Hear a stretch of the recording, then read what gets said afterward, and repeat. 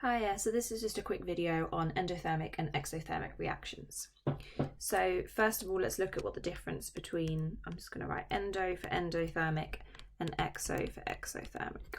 So an endothermic reaction is when heat is taken in. And so an exothermic reaction is when heat is given out. Generally, this means if we were to draw a beaker of a reaction,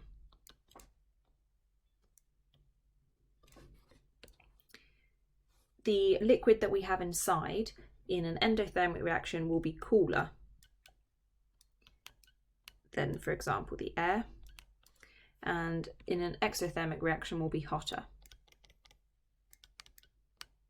than the air, meaning that in an endothermic reaction we're going to take the heat in from the surroundings. So these arrows represent the heat, and in an exothermic reaction we're going to give this heat out to the surroundings.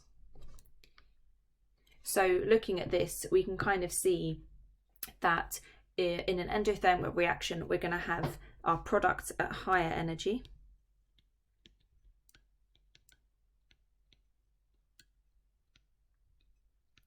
And therefore, on the flip side, our exothermic reactions are going to have products with a lower energy.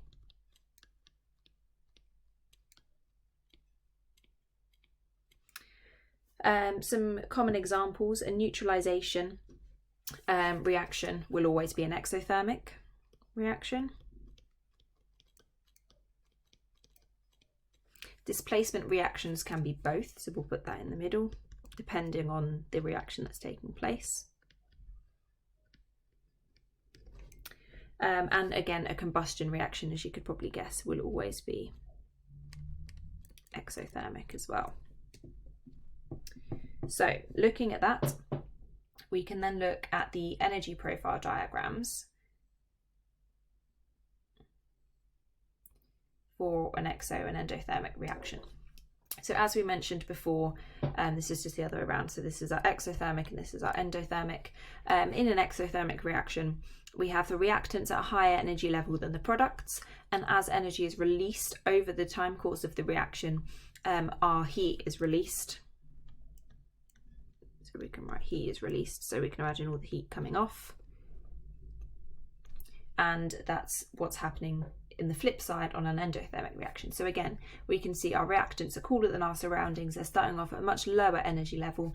Heat is being absorbed, energy is being absorbed over the course of the reaction, and the products end up at a higher energy level. So we're taking in the heat here as well, which is giving our products more reaction. So just as a quick summary, exothermic, we're giving out energy, we're giving out heat. This is often felt as, for example, when a reaction gets hotter, that would generally be an exothermic reaction. Endothermic reactions are the opposite, they're taking in heat, they often start off cooler, and this can generally be seen or felt as a substance cooling down as it reacts. So I hope this was helpful. It's just a bit about endothermic and exothermic reactions.